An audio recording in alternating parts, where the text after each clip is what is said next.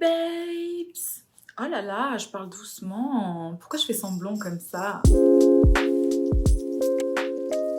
Alors, si je vous fais une vidéo aujourd'hui, c'est parce que je suis tombée sur une vidéo qui m'a clairement offusquée, qui s'appelle « Comment attirer une femme sans lui parler ». Franchement, je l'ai regardé, les 3 premières minutes, ça m'a suffi à péter un câble. J'ai dit « Ok, il faut que je fasse une vidéo YouTube dessus parce que j'aime pas du tout ce petit ton que ce mec prend. Je suis bien curieuse de savoir ce qu'il a à dire en tous les cas. Ça m'a l'air bien compromis. Voilà. Alors dis-nous tout. Dans cette vidéo, nous allons voir comment on peut attirer une femme sans ouvrir la bouche. Bien évidemment, si dès que le mec ouvre la bouche, il est con comme un balai, bah, la fille va perdre son attirance. Ce qui est un peu différent de nous les mecs. Il y a énormément de filles qui sont attirées par les cons. Je peux te le dire. Parce qu'il y a énormément de cons qui sont en couple. Donc, tu peux ouvrir la bouche et dire des conneries, ça t'empêchera jamais de serrer. Et ce qui est bien, c'est si vous avez une anecdote à raconter en rapport à ça. Par exemple, Bryce the Nice, il a son collier vraie fausse dent de requin fait en résine. Tu vois l'idée, il a une histoire à raconter. D'accord, alors si on prend en référence Bryce the Nice pour séduire des femmes, c'est vrai que là on est dans la merde. Voilà. Elle va toucher le collier, donc c'est hyper cool, tu vois. Il a dit c'est hyper cool. Je suis sûre il a retourné son collier et derrière il y a une dent de requin. Mais il voulait pas trop la mettre pour pas faire genre et parle de lui, tu vois. Avec sa chemise noire. En fait lui il se décrit, hein. Jusqu'ici il se décrit. La situation financière, on est bien. Parce que c'est vrai que c'est quelque chose qui peut créer de l'intérêt pour les filles. Je me souviens d'une fille à qui je parlais d'un mec qui était riche et elle me dit et il est mignon, machin, tu vois.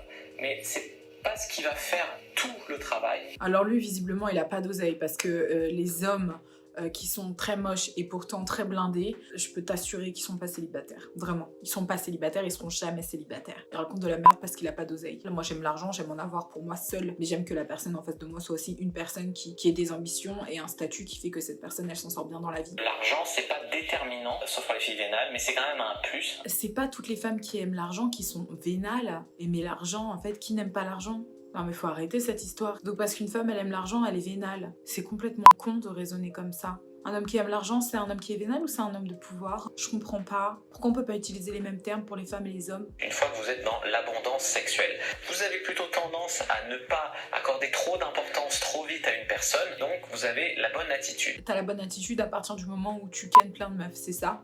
Ok.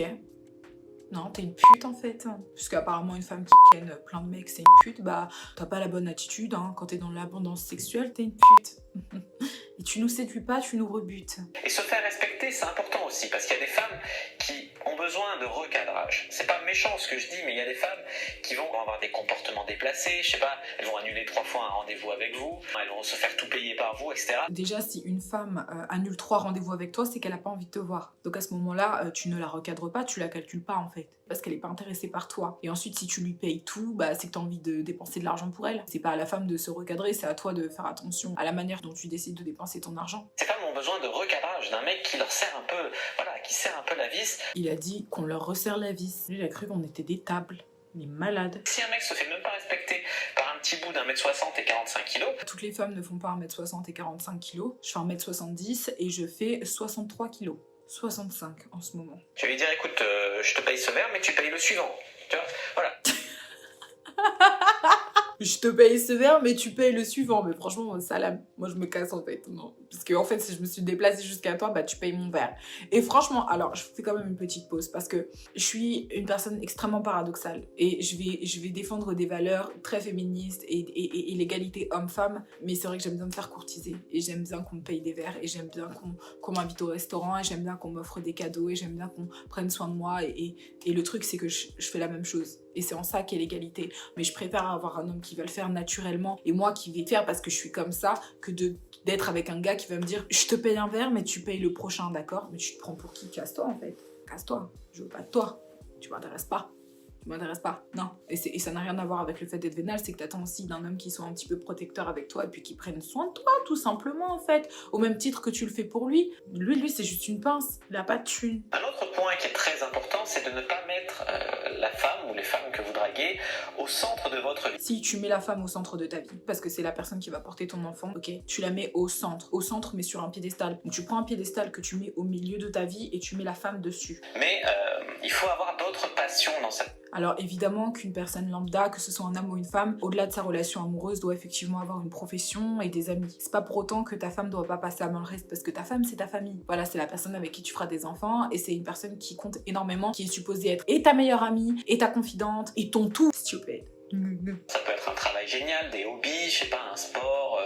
Mais tu fais pas passer un hobby, un sport ou je ne sais quoi avant ta femme. Ça n'a pas de sens en fait, cette histoire. Ça c'est un fuckboy que t'es en train de nous décrire.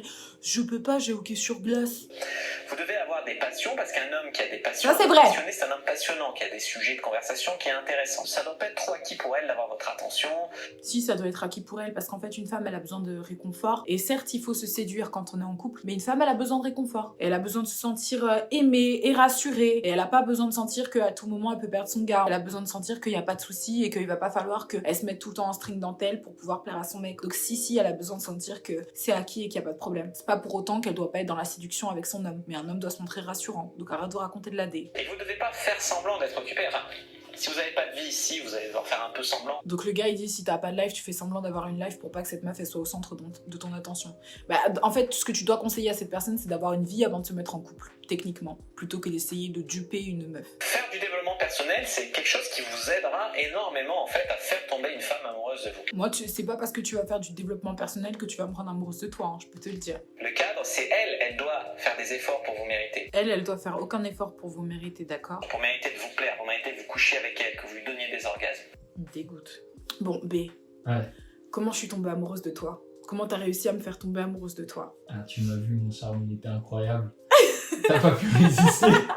Comment tu penses qu'on rend une femme amoureuse? Je pense qu'on rend une femme amoureuse en montrant de l'humour, en étant charmant et en étant à l'écoute, montrer un intérêt. Et est-ce que tu penses que le statut social, il joue un rôle Dans quoi? dans le fait de faire tomber une femme amoureuse? Bien sûr. Si t'es pauvre et t'as pas d'argent, tu vas voir quelle meuf. Gros, tu vas rester tout seul dans ta chambre. Merci mon amour. C'était ça la réponse que tu voulais? C'était ça le témoignage que je voulais pour avoir un autre avis d'homme que celui dont je regarde la vidéo, qui est en train de dire comment rendre une femme amoureuse et qui dit des trucs incroyablement aberrants depuis tout à l'heure. Ah ouais. Voilà, donc avoir l'avis d'un homme, un vrai, merci beaucoup. Je t'en prie. Donc elle va vous dire, tu dis ça à toutes les filles, non? Et là vous devez dire, ah ben non, seulement à celles qui me plaisent. Mais ce qui veut dire qu'elle est quand même en concurrence quelque part avec d'autres femmes. La femme n'a pas forcément besoin ou envie de se sentir en concurrence avec d'autres femmes. Et j'ai bien l'impression que tous les hommes qui utilisent ce genre d'argument et qui parlent de cette manière-là, c'est des hommes qui ont des choses à prouver en fait. Vous devez en fait être alpha. Non, vous devez pas être alpha, vous devez pas être viril, vous devez juste être vous-même. Parce qu'il n'y a pas que l'homme alpha ou l'homme viril qui plaît aux femmes, certes, ces hommes-là plaisent aux femmes, mais il y a aussi d'autres hommes qui plaisent aux femmes. Moi, j'ai toujours été attirée par les geeks. C'est pas des hommes alpha, c'est juste des hommes très intelligents et ça m'excite. Moi j'ai souvent cherché que du sexe pour m'amuser. Et je me suis souvent retrouvé avec des filles qui tombaient amoureuses de moi et moi j'étais quelquefois amoureux. Ah, lui, il ment beaucoup. Il ment beaucoup. Quand on me demande ce que je cherche comme relation, je dis pas juste un plan, tu vois. Je dis, je veux pas trop me prendre la tête pour l'instant, mais si ça se passe bien, je ferme pas la porte à ce qu'il y ait quelque chose de plus sérieux. Et laisser la porte entrouverte, en fait, c'est une très très bonne façon pour qu'une femme essaie de s'y engouffrer. On n'est pas forcément séduite par un homme parce que soi-disant elle peut avoir plein de filles. On est séduite par un homme parce qu'il nous plaît. Un homme qui nous plaît, c'est très propre à chacune. J'ai des copines qui ont des goûts totalement différents en ce qui concerne les hommes. C'est pas parce que t'as ta porte qui est à moitié engouffrée qu'on va vouloir la défoncer. Ta porte elle est engouffrée, apparemment tu parles à d'autres meufs, mais va donc là-bas en fait. On n'a pas envie de parler avec toi, tu vois. Est-ce qu'on peut partir du principe que deux personnes se choisissent parce qu'elles se kiffent? Est-ce qu'on peut oublier l'histoire de ouh là là, il y a d'autres meufs autour de toi, il y a d'autres meufs autour. Ça marche pas. On vous grille, on vous voit, on vous voit. Moi, je trouve ça beaucoup plus charmant. Un homme qui va te regarder et qui va te dire c'est toi que je veux parce que t'as tout ce que je veux en fait, t'as tout ce que je kiffe. Ce sera un homme qui sait ce qu'il veut. Il sait ce qu'il veut et il n'y a rien de plus séduisant chez un homme. Ce que je veux dire, c'est qu'en vous focalisant sur une femme, peut-être qu'il y a d'autres femmes autour de vous qui sont des options super géniales également et que vous voyez même pas parce que vous avez des œillères. Ça m'embête que depuis le début de la vidéo, il emploie le terme option pour parler des femmes. Ça me dérange en fait. Parce que si tu considères chacune des femmes à qui tu parles comme des options, c'est qu'elles ne sont pas ta priorité. En ce sens, tu perds déjà tous les points. Moi, je vais te parler ici des filles vraiment belles. Des 8, des 9, des 10, voilà. Le gars, il nous donne des notes. Il dit 8, 9, 10. Genre déjà on est noté sur 10, on n'est même pas noté sur 20. C'est un QCM le truc.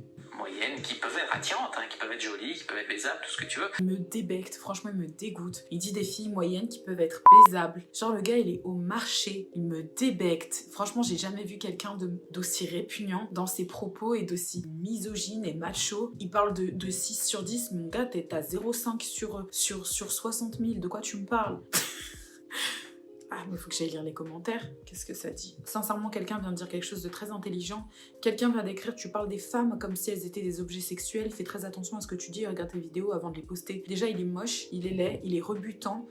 Quand il parle, il a de la bave collée sur sa bouche. Je doute très sincèrement que cet homme baisse des meufs, comme ils le disent. Ou des 3 sur 10, puisqu'il veut donner des notes aux gens. C'est pas parce que je fais pas 1m80 que j'ai pas pu sortir avec des filles d'1m85. Le gars, il est tellement petit que limite son corps entier il rentre dans le cadre de l'écran. Il y a des filles quand même qui sont moyennes et qui ont énormément confiance en elles, tout comme il y a des filles qui sont moyennes, mais qui au contraire vont vouloir plein de mecs pour se prouver des choses, pour se prouver qu'elles aussi elles ont droit, machin, qu'elles aussi elles peuvent plaire, etc. En fait, je suis très déconcertée par la manière dont cette personne parle parce que, très objectivement, je veux dire, c'est une personne qui est repoussante, il est petit, il est laid, voilà, enfin, voilà quoi, Burke. Et du coup, que cette personne se permette de juger les femmes, je me dis, mais, et en plus donner des conseils aux hommes. Quand tu commences à taper dans du 4, 5, 3... Il parle vraiment des femmes comme des objets sexuels, c'est un malade mental, il est complètement malade. Il est complètement malade mental. Désolé de parler en chiffres, hein, je respecte les femmes, mais faut se voir. Désolé de parler en chiffres, je respecte les femmes. Tu respectes pas les femmes en fait, c'est pour ça que t'es moche comme ça. En noir, ah non, je fais pas ça, je fais pas ci, je fais pas ça, c'est des choses que j'ai pas eues avec les très belles femmes. Donc en fait, une femme qui est soi-disant un 3-4, elle va pas se libérer sexuellement parce qu'elle est moche, mais t'es qu'un grand malade. Et d'ailleurs, dans le monde du libertinage que j'ai la chance de fréquenter, la plupart... Il y a beaucoup plus de belles que de moches qui veulent... Genre franchement, j'ai envie de vomir. En général, les plus jolies filles, c'est les plus libertines, et tant mieux. Donc t'assimiles la vie sexuelle, l'envie sexuelle, la libido d'une femme à son physique. T'as le monde à tes pieds à 16 ans, à 20 ans, quand t'es une super belle femme. Même si elle pleure.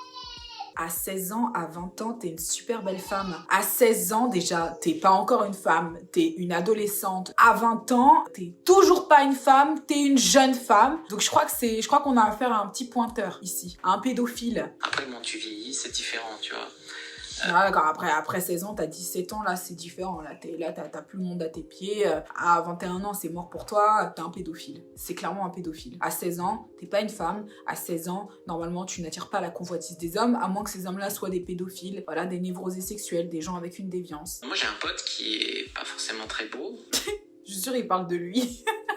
De toute façon, j'arrête de regarder la vidéo parce que je suis juste choquée. En fait, je suis atterrée. Je trouve méprisant, condescendant. Et ce qui me dégoûte, en fait, c'est d'entendre beaucoup de ce genre de discours, en fait. Et je pense qu'il y a des âmes qu'on ne peut pas sauver. Enfin, voilà, qui prennent confiance en lui, quoi, ce petit homme. Parce que, franchement, il peut pas se permettre de parler comme ça des femmes. C'est juste extrêmement aberrant. Donc, faut pas faire attention aux personnes qui te disent comment draguer une femme, comment faire. Surtout que ça vient la majorité du temps de personnes qui sont, voilà, pas très calées en la matière. Je pense juste que pour plaire à quelqu'un, que ce soit une fille que tu trouves jolie, mignonne, peu importe, et bah juste sois toi-même en fait. Comme ça, il n'y a pas de mensonge, il n'y a pas de... Soit tu plais à quelqu'un, soit tu plais pas à quelqu'un. C'est tout, ça marche comme ça. Faut pas rester obsédé par une personne qui te plaît, que tu n'arriveras pas à avoir, parce que cette personne, si elle est pas intéressée par toi, elle est pas intéressée par toi. Et tu feras pas en sorte que cette personne s'intéresse à toi. Tu vois, ça aussi, c'est pour des mauvaises raisons. Et voilà, tout simplement, en fait, on est égaux, nous, les hommes et les femmes. Je lui souhaite de se marier à une femme qui va l'attacher au lit et lui foutre des gifles tous les jours de sa life. C'est tout ce que je lui souhaite. De se manger des loups boutins, c'est tout ce que je lui souhaite. J'espère que je n'ai pas été trop méchante. Mais je ne peux pas m'empêcher d'être méchante quand j'entends des choses pareilles et dégradantes. Je suis désolée.